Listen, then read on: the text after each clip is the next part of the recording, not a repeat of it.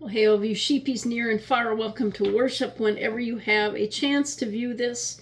It is the 23rd of August 2026. Let me pray us in. Lord Jesus, we come before you today. We talk about this idea of how you bless us abundantly. Help us to see your hand in each of our lives, and help us to say thank you in all manner of things. Help us to take notice of the big ways, not just the big ways, the small ways in which you bless us too, each and every day. So in your holy name we pray. Amen. I'm going to read us the prayer of Jabez again. I'll do this every week as we begin, at least online here, and then also in worship. You're going to find the prayer of Jabez in 1 Chronicles chapter 4, verses 9 and 10. Chronicles is kind of one of those boring Old Testament books. It really is, because there's a whole bunch of genealogy. But tucked away in chapter 4 is this prayer of Jabez that we're going to take a look at. Okay, so hear these words. There was a man named Jabez who was more honorable than any of his brothers. His mother named him Jabez because his birth had been so painful. He was the one who prayed to the God of Israel, "Oh, that you would bless me and expand my territory. Please be with me in all that I do and keep me from trouble and pain." And God granted his request. This is the word of God for the people of God. Thanks be to God. This is New Living Translation now, so it might sound a little bit different.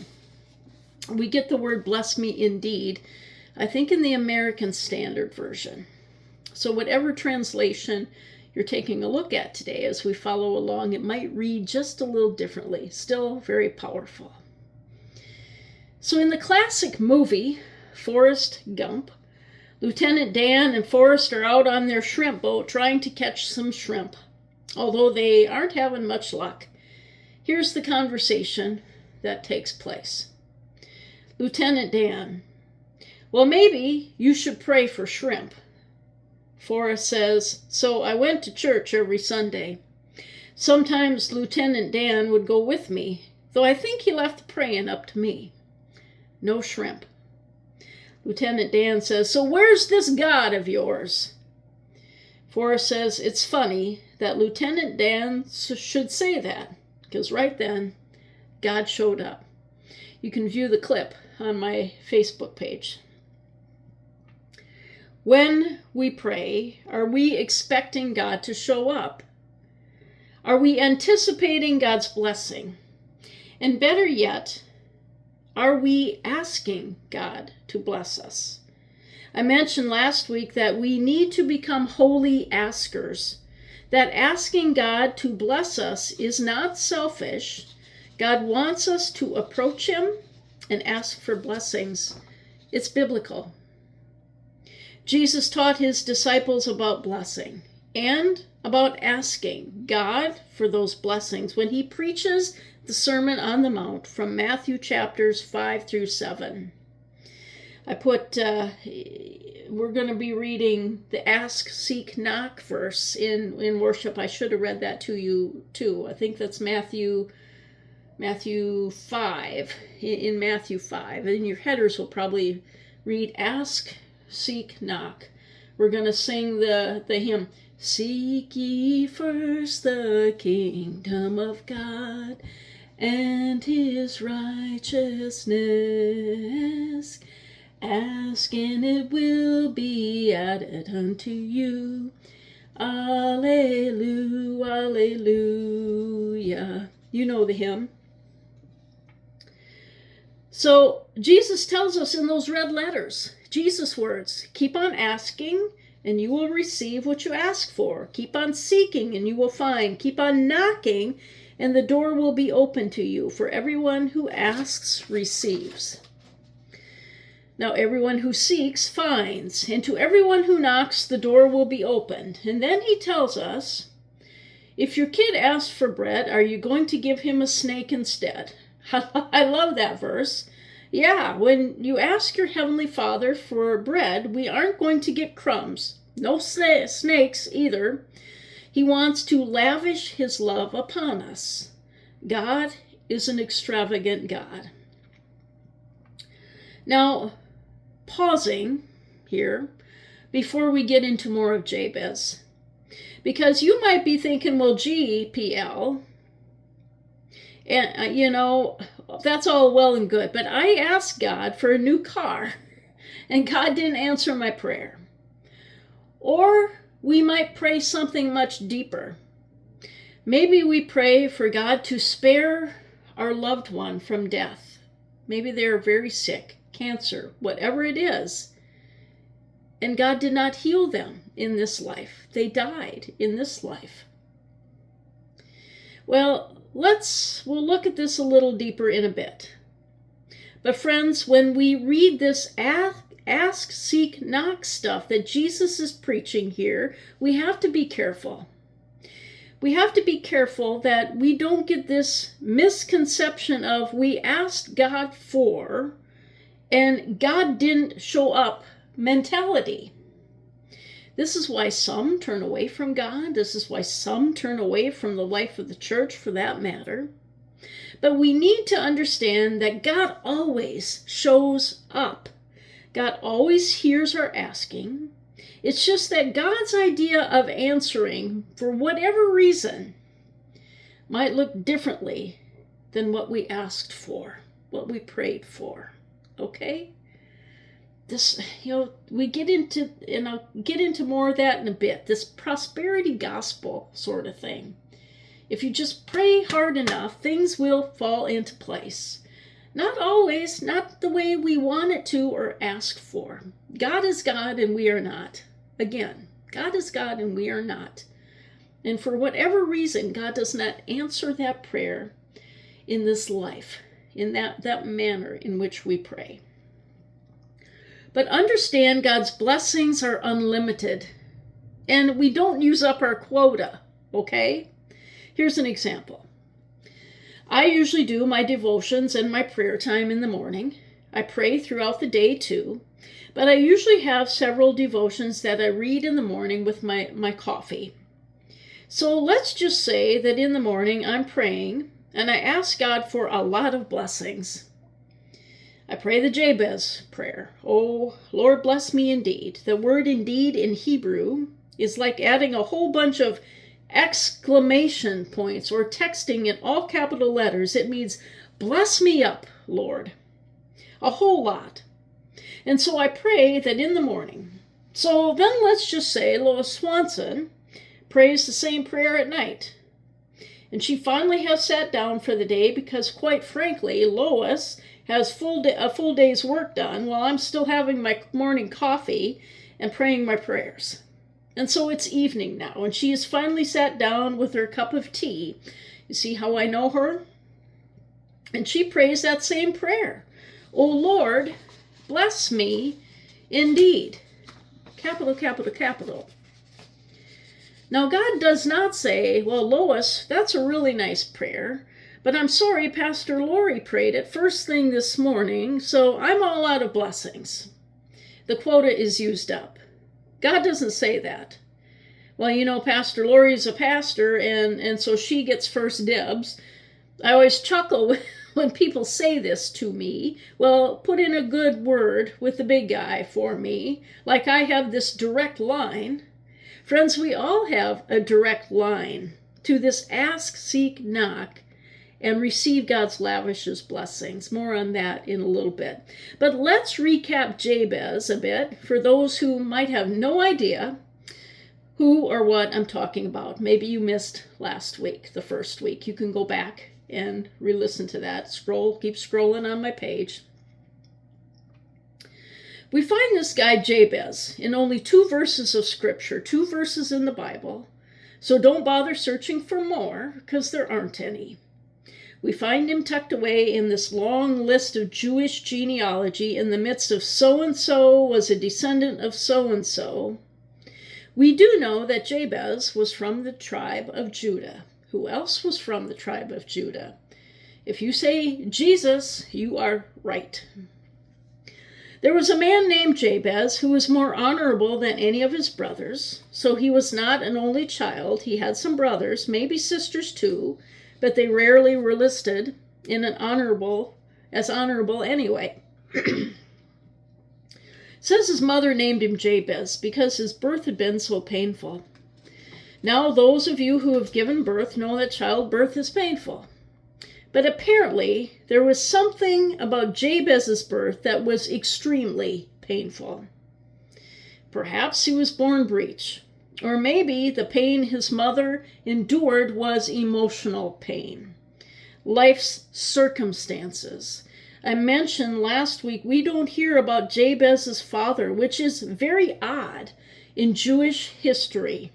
We simply don't know. We don't know the details. But because of this, she named him Jabez, which means pain.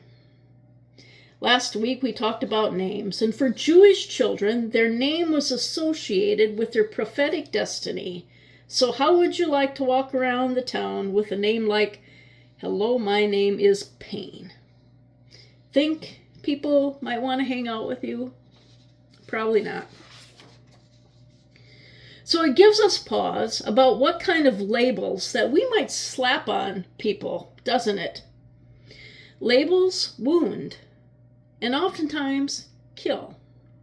Words matter. Words can either lift up or tear down, and it should give us pause. So in the next verse, we don't know if it was Jabez's name that brought him to cry out to the God of Israel, or what brought him to the place of praying from the very depths of his heart. But Scripture tells us he was the one who prayed to the God of Israel, "O Lord, that you would bless me indeed." Now I'm asking you to study this prayer and pray this. Let's try to pray it all month long as we journey along, every day if you can.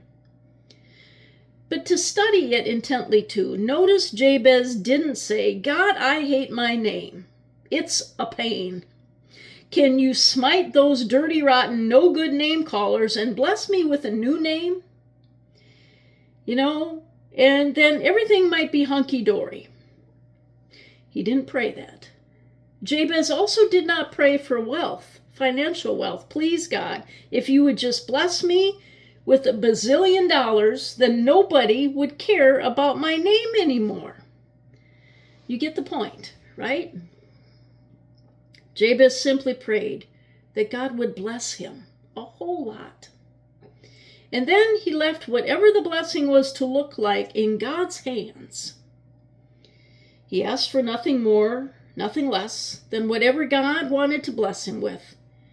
Now that's a very important observation here. It took radical trust on the part of Jabez, didn't it? Yet there was something about Jabez's simple yet direct request to God that changed his life so much that he ended up with 2 verses in Scripture about his past, the pain, his present, his prayer, and the future, his blessing, that left a permanent mark on the history of Israel. It was important enough to include, tucked away in a whole bunch of genealogy, and the history of Israel. What can we expect when we pray faithfully for God's bountiful blessing? Well, we can expect a bountiful blessing. Remember that God wants to bless us. It isn't selfish to ask, but also remember that God's blessing may not look like we would assume. It can come in the form of material, spiritual, relational, or another form. We can't just restrict it to material. That's what's called the prosperity gospel, and it isn't healthy. God, I want a new car, or I need X number of dollars. That's not healthy.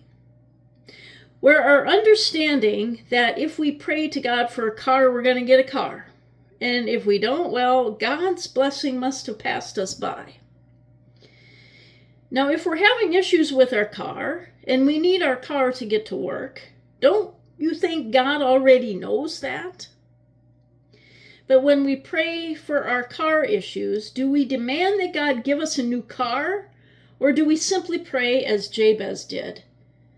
God bless me.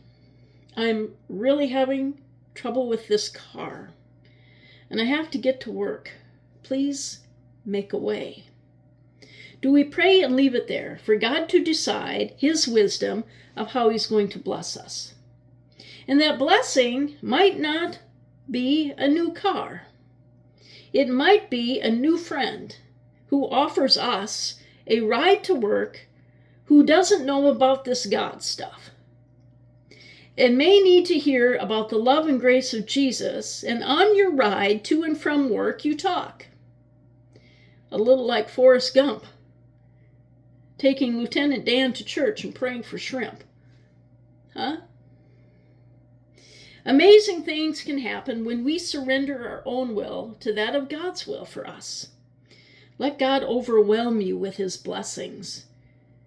What makes you think that He can't? Now that we've looked at this blessing part of Jabez's prayer and asking God for it, the next three parts of the prayer, Jabez asks God to expand his territory, his influence.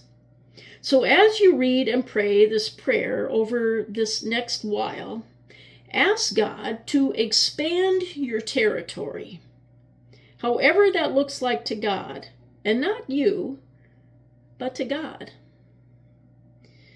The next part of the prayer is for God to be with you in all that you do, saying, God, I'm going to need your help in this. And then the last part, pray for God's protection. God, protect me from evil, from falling out of step with you.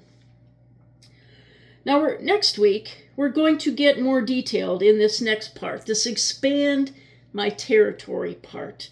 And this part of the prayer is personal for me, has a personal meaning in regard to my call to ministry that I will share. As we end today, I'd ask that you would pray the prayer of Jabez. And I would also ask that you jot down the blessings you have seen each day. You know that I love to take note of nature as I drive, the wildlife report. My congregation has heard me share that on Sunday mornings, the things that I've seen on my way to church.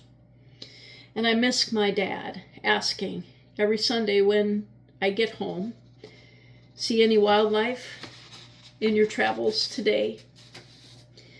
I always tell him anyway, on my way home, hey Dad, did you see that deer? Or whatever, do you see those pheasants? Wow, look at the eagle. A little message to heaven's courts and a thank you, God, for blank. It just helps me to process my grief, and I think that's totally okay. No matter how big or small, did you wake up today? Well then, that's a blessing. The Lord makes the sun rise on both the evil and the good. Interesting, huh? Which is also from Jesus' Sermon on the Mount. What other blessings did you take note of and then thank God for, even if the day was not so good? I pray a prayer, a simple prayer, every morning before I get out of bed, before I even rise. As soon as I open my eyes, good morning, God, I love you. Good morning, Jesus, I love you.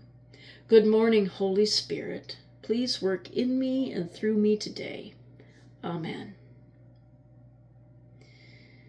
Throughout the day, take an opportunity to thank God for blessing you. Enjoy the blessing. Well, that was a nice surprise. Then share your blessings with others. Tell someone how God has blessed you, even if it was just a sneeze. This morning, I was with my friend Velda, and I sneezed. Well, bless you. And I said, well, that's tomorrow's sermon. So, friends, let's pray.